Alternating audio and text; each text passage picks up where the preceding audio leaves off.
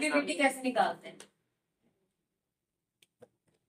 Profit, net profit before tax. ये निकालने के लिए सबसे पहले जो नेट प्रॉफिट, ये सरप्लस दिया होगा आपको, ऐसे दिया होगा surplus I profit and loss statement. अब आपको इसमें क्या करना है, closing balance current year minus previous year, closing minus opening. अच्छा, क्लोजिंग ओपनिंग कैसे लोगे, 22-23 का दिया होगा तो 22 वाला ओपनिंग, 23 वाला क्लोजिंग, तो क्लोजिंग माइनस ओपनिंग करके आपका सरप्लस निकलेगा। ध्यान रखना यहाँ पे जो नेगेटिव टर्म्स होता है वो नेगेटिव टर्म्स लिया जाता है। कई बार क्या होगा, आपका क्लोजिंग कम होगा, ओपनिंग ज्यादा होगा, तो आप वहां पे उसको नेगेटिव टर्म में लेंगे। नेगेटिव लेने के लिए आप ब्रैकेट लगाएंगे। कई बार आपको क्लोजिंग नेगेटिव में दिया होगा तो क्लोजिंग माइनस ओपनिंग करेंगे, नेगेटिव माइनस ओपनिंग करेंगे, तो वो नेगेटिव में ही आंसर आएगा, बढ़ के दोनों प्लस हो जाएंगे, नेगेटिव नेगेटिव।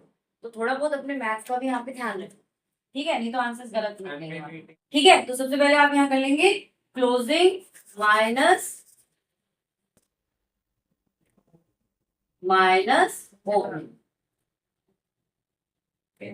आगे बात समझ में, ये चीज याद रखना। उसके अलावा अब इसमें हम क्या क्या ऐड करेंगे,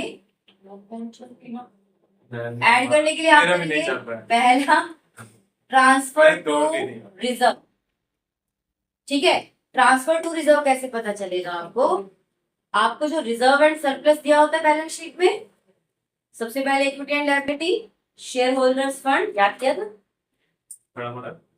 थोड़ा मोड़ा से नहीं होगा, याद रखिए, 10 दिन का छुट्टी क्यों है।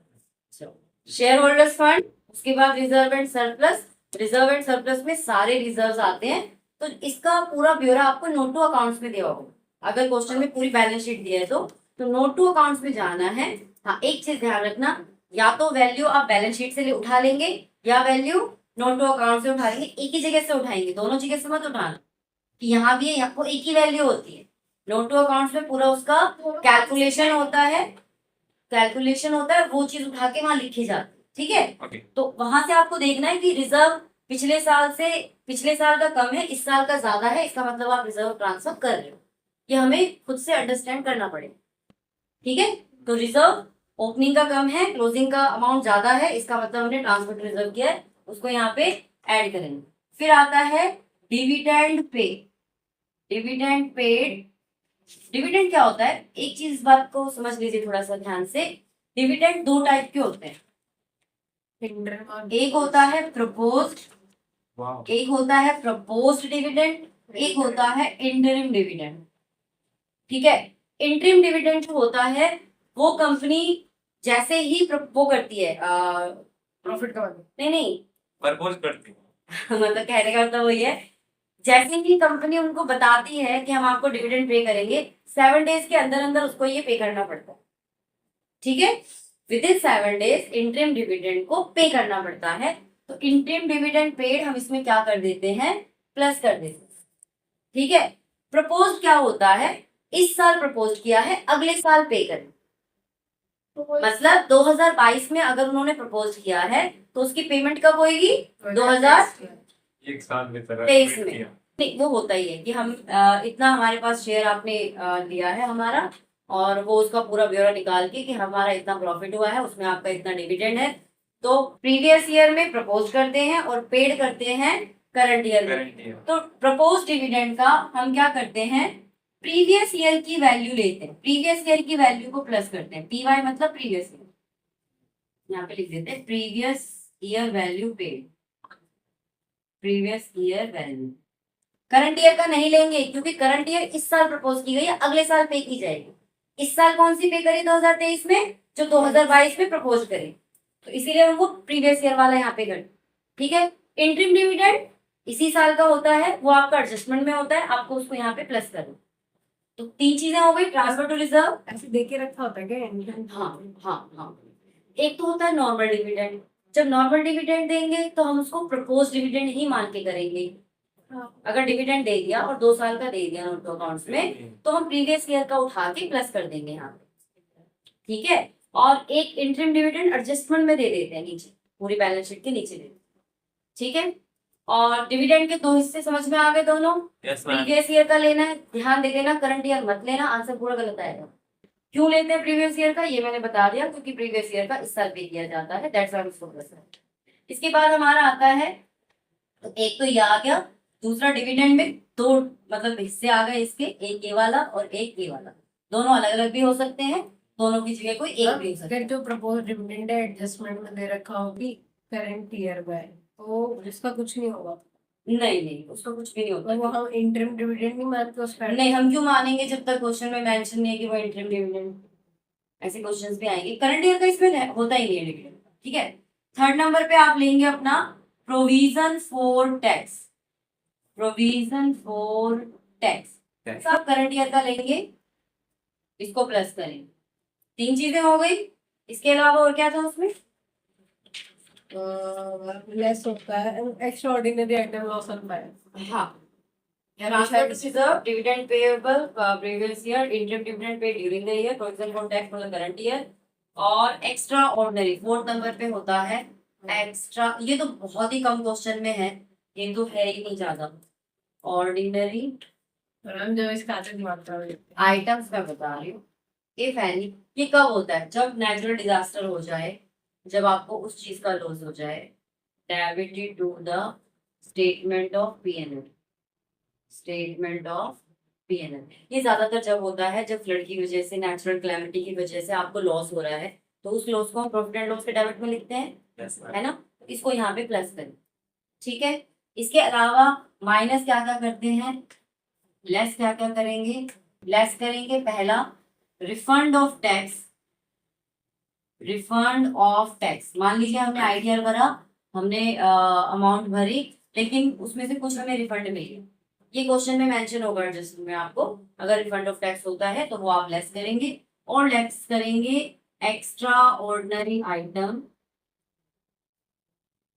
इफ एनी credited to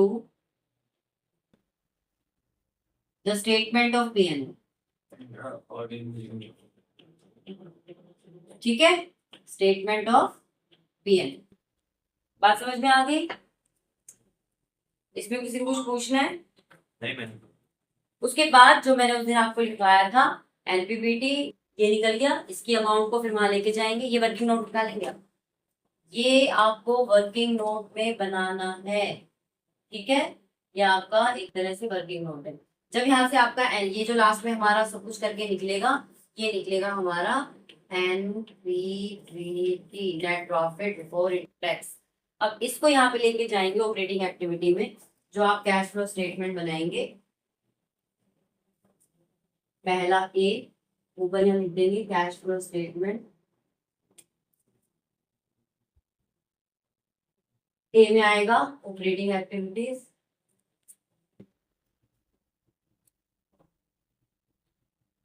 ठीक है। सबसे पहले आप एनपीबीटी की अमाउंट लिखेंगे, जो यहाँ आपको करनी है यहाँ। तो अब एक क्वेश्चन ले लेते हैं जिसमें इसी हिसाब से हम पहला एनपीबीटी निकालेंगे, ठीक है। अब इसमें देखिए, ये तो पुरानी बुक है, सरप्लस दिया हुआ है आपको 10 लाख 5 लाख 2021-22 का दिया हुआ है, इस वाले में देखना पढ़ना, पहला न्यूमेरिकल, किसी में 21-22 है, किसी में 22-23 होगा। 5 लाख और 10 लाख दिया हुआ है। डिविडेंड पेबल सिर्फ इस साल का दिया हुआ है, करंट ईयर का, मतलब 50,000 दिया हुआ है। उसके बाद एडिशनल इन्फॉर्मेशन में जो पहला वाला होता है उसको डिटेल्स लिखते हैं, अमाउंट लिखते हैं, दोनों अमाउंट लिखते डिटेल, हैं, पहला डिटेल फिर अमाउंट, डिटेल लिखते हैं। वो भी करवा देते हैं। यहाँ एक ऐसा कॉलम बना लेते हैं, यहाँ पे लिख देते हैं डिटेल, मतलब जितना प्लस माइनस करेंगे वो अमाउंट लिखे तो मार्क्स कट जाएंगे। देखो ये डिटेल वाला कॉलम ना कुछ स्कूलों में बनाते हैं, कुछ स्कूलों में नहीं बनाते हैं, किसी बुक में है किसी में नहीं है। अमाउंट का कॉलम हर जगह बनता है, ठीक है। समझ गए। अमाउंट का मतलब पूरी राशि जितना वो हो रहा है, यहाँ पे आप कैलकुलेशन कर रहे हैं डिटेल में बस। तो इस क्वेश्चन में डिविडेंड पेबल 50,000 इस साल का दिया हुआ है, तो करंट ईयर का हम लेते नहीं है। Propose dividend for the year ending 31 March 21-22 are 4 lakh और 5 लाख है। Prepare to net profit before tax and और एक्स्ट्रा ऑर्डिनरी आइटम, इसमें ऑपरेटिंग ही निकालना है। देखिए सबसे पहले क्या करेंगे, ये वर्किंग नोट में ही निकल जाएगा, ये वो तो करने की जरूरत ही नहीं। क्लोजिंग माइनस ओपनिंग करेंगे। क्लोजिंग कितना है, 10 लाख माइनस 5 लाख, 10 लाख माइनस 5 लाख, तो यहाँ पे आ गया हमारा 5 लाख 5 लाख। उसके बाद प्रपोज डिविडेंड पेड हम किसका लेंगे, ये वाला प्रपोज डिविडेंड एडजस्टमेंट में दिया हुआ है 4 लाख 4 लाख, तो 4 लाख को यहाँ पे ऐड कर देंगे, हो गया। इसके अलावा तो कुछ दिया ही नहीं भाई, आ गया हमारा एनपीबीटी 9 लाख। क्या जरूरी नहीं है, नहीं जरूरी नहीं है ना कि ये सारे आइटम हो, भाई, इनमें से कुछ होते हैं। मैम ने ऐसे कहा 5-4 ना हो गया आंसर। हाँ मतलब है ही नहीं और कुछ, तो हमारा एनपीबीटी आ गया 9 लाख रुपए, बस इसमें खत्म लिखने की जरूरत कहानी। नहीं। इतनी कहानी है इसकी बस। ठीक है, तो आगे कुछ क्वेश्चंस करते हैं जो थोड़ा मुश्किल से आएगा, वो मैं बताऊंगी, है ना। परंतु लेकिन क्वेश्चन भी सिर्फ इसने बोला है कि prepare the note to show the net profit before tax and extraordinary item, और कुछ दिया ही नहीं हमें, तो इसका बस वर्किंग नोट पे ही हो जाएगा हमारा, उसका कुछ जरूरत नहीं है ना। डिपेंडेंट पेबल क्या हुआ फिर? हमको तो बता के रखा वो दोनों के कौन सा है, ऐसे दे रखा और डिविडेंड बिल्कुल। तो नहीं करूंगा। बिल्कुल नहीं करोगे, इंटरिम डिविडेंड लिखा होगा साफ सुथरी लैंग्वेज में आपके इसमें क्वेश्चन में। ठीक है, चलिए अगला क्वेश्चन करेंगे। अगला जो क्वेश्चन है क्वेश्चन नंबर 6, इसमें इक्विटी शेयर कैपिटल दिया हुआ है, 10% प्रेफरेंस शेयर कैपिटल दिया हुआ है, सरप्लस दिया हुआ है। तो सबसे पहले तो हम सरप्लस को लिख लेते हैं, दैट इज 7,20,000 माइनस 4 लाख, 320 तो ये आ गया आपका 3,20,000। ठीक है, इसके बाद हम निकाल रहे हैं, इसके बाद आपका नीचे दिया हुआ है एक अनपेड डिविडेंड दिया हुआ है, इससे भी हमें कोई मतलब नहीं है। अनपेड डिविडेंड का मतलब अभी तक ऐसा डिविडेंड जो पे नहीं किया गया है, प्रपोज किया गया होगा, पे नहीं किया गया, इसकी तरफ ध्यान नहीं देना। Propose dividend on equity share for the year, equity share पे प्रपोज डिविडेंड है, तो यहाँ लिखेंगे एड प्रपोज्ड डिविडेंड। 1,60,000। बेटा ये पूरा लिखना पड़ेगा, ऑन इक्विटी शेयर। अरे बाप। देखिए दो टाइप के शेयर होते हैं, ध्यान से समझिए, दो टाइप के शेयर होते हैं, प्रेफरेंस शेयर और इक्विटी शेयर। अगर क्वेश्चन में इक्विटी शेयर के ऊपर डिविडेंड पेड किया गया है और आपको जो इन्फॉर्मेशन दी गई है वहां प्रेफरेंस शेयर कैपिटल के आगे कोई चार्ज लिखा हुआ है, जैसे कि यहाँ पे प्रेफरेंस शेयर कैपिटल के आगे 10% चार्ज लिखा हुआ है, इसका मतलब ये है कि ये प्रेफरेंस शेयर कैपिटल पे 10% का डिविडेंड पे करना पड़ेगा कंपनी को। अगर प्रेफरेंस का दिया हुआ है तो इक्विटी पे चार्ज होगा, इक्विटी का दिया हुआ है तो प्रेफरेंस पे भी चार्ज होगा। तो सिर्फ डिविडेंड हुआ ना, प्रपोज या इंटरिम का होगा। अरे प्रेफरेंस शेयर कैपिटल पे तो प्रपोज भी देते हैं ना, मैंने क्या बोला, जब डिविडेंड की बात आती है तो हम प्रपोज डिविडेंड ही मानते हैं, इंटरिम डिविडेंड उसमें लिखा हुआ आएगा, मेंशन किया हुआ आएगा। ठीक है, तो डिविडेंड पेबल को भी हम प्रपोज मान लेते हैं। नहीं ऐसे कैसे मान लेंगे डिविडेंड पेबल, नहीं तो कवर कि अगर लिखा हुआ नहीं आया तो शेयर प्रपोज। कैपिटल की बात कर रही हूँ मैं, डिविडेंड पेबल नॉर्मल लिखा हो, उसमें कोई शेयर कैपिटल पे दिया है, प्रेफरेंस पे दिया है, वो सब है ही नहीं। प्रपोज डिविडेंड कितना दिया है इन्होंने, 1,60,000, इसको प्लस करेंगे, फिर आपको क्या करना पड़ेगा, propose dividend on 10% dividend on preference share capital, ये आपको करना ही पड़ेगा, ये ध्यान रखना पड़ेगा आपको कि 10% ऑन 6 लाख। अच्छा ये दिया किस पे जाता है ये भी ध्यान रख लो, ये प्रीवियस ईयर के अमाउंट पे दिया जाता है, करंट ईयर पे नहीं। अब दोनों ही 6 लाख हैं, लेकिन अगर मान लीजिए दोनों अलग अलग होते, 6 लाख और 8 लाख होते, तो हम 6 लाख पे देते। ठीक है, तो 60,000 ही आ जाएगा। इसके अलावा इंटरिम डिविडेंड है, उसको भी हम प्लस कर देंगे, देख लिखा तो है इसमें अलग से इंटरिम डिविडेंड, दैट इज 40,000, सबको प्लस कर दीजिए तो आपका एनपीबीटी आ जाएगा। बात समझ में आ गई, 5,80,000, सही है ना। बात समझ में आई, इक्विटी का दिया हुआ है, प्रेफरेंस का आपको खुद से करना पड़ेगा, इसके लिए कोई वो नहीं होगी। एनपीबीटी के बाद ऑपरेटिंग एक्टिविटी में जो हमारा नेक्स्ट स्टेप है दैट इज ऑपरेटिंग प्रॉफिट का है। ठीक है, ऑपरेटिंग प्रॉफिट कैसे निकालेंगे, और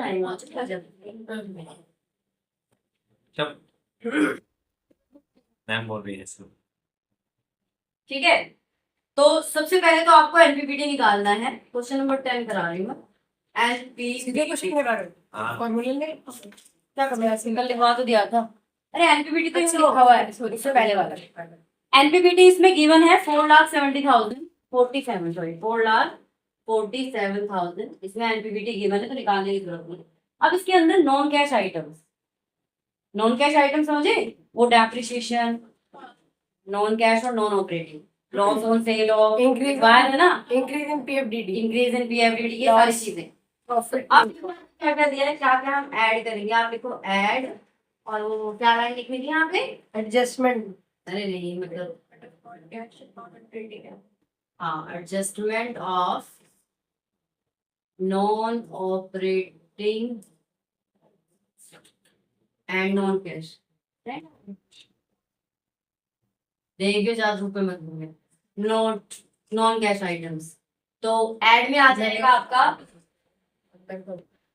सबसे पहले उन्होंने डेप्रिसिएशन, डेप्रिसिएशन आपका किस पे आएगा, ऐड में आएगा, डेप्रिसिएशन ऑन मशीनरी 84,000, यहाँ साइड में लिख लो, ये आपका डिटेलिंग में आएगा शोरे, जो ये वाला है, मैंने वो अमाउंट का उधर नहीं लिखा। इसके बाद इंटरेस्ट ऑन बोरोइंग्स,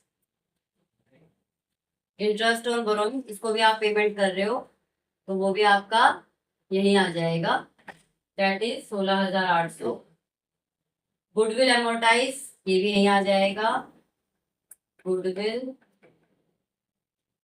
एमोर्टाइज, 18,600, नहीं, हाँ 18,600। Loss on sale of furniture, loss interest borrowing क्यों आएगा? नहीं आएगा, इंटरेस्ट होना आपको बोरोइंग क्या होता है, चलो कुछ नहीं बनता। Loss on sale of furniture 18,000, एक मिनट अमाउंट देख रहे हैं ना, पता नहीं मेरे को लग रहा है छोटे नाचते हुए नजर आ रहे हैं मेरे को सारे 100। प्रीमियम और redemption of preference share, Lab on March. Premium on redemption of preference share, आप जो मुझसे कह रहे थे ना, जो ये होती है इनकी एंट्री 2 जगह होती है, तो ये एक जगह ऑपरेटिंग में होती है। गेन को माइनस करेंगे, interest and dividend received on investment, ये उसमें ऐड कर वो करेंगे, इन सबको ऐड कर लो, 8 से 14, 1 साढ़े 5 से 5 11 19 19 8 27 और 6 33 3 और 1 4 5 6 1,43,400, 1,43,400, तो इसको ऐड कर लेंगे यहाँ पे 0 0 4 7 3 10 4 4 8 1 9 5,90,400। अब इसमें से लेस करेंगे, एक तो है आपका gain on sale of investment, gain on sale of investment कितना है ये 12,000, और एक है आपका interest and dividend received on investment, dividend received on investment, ये आपका 27,600, 27,600, ये हो गया 0 0 6 9 3, यहाँ से माइनस कर देंगे 39,600, 0 0 8, 9 में से 9 हो गया 0, आगे गिनेंगे। हम इंटरेस्ट डिविडेंड रिसीव इसमें नहीं बस ये आता आते नहीं है, फाइनेंसिंग का है ये, इन्वेस्टिंग का है इन्वेस्टिंग का, नहीं आएगा। लेकिन इंटरेस्ट रिसीव्ड हुआ है ना, पर इनमें क्यों डाल दिया? है? हाँ ये नहीं है, कैलकुलेशन देखना, मैंने कहीं गलत तो नहीं लिख दिया है, कर रहा हूँ। कैलकुलेशन देखो, मुझे लग रहा है कैलकुलेशन मिस्टेक है, या तो मैंने कुछ अमाउंट गलत लिख दिया, अमाउंट सारी सही लिखे हैं ये,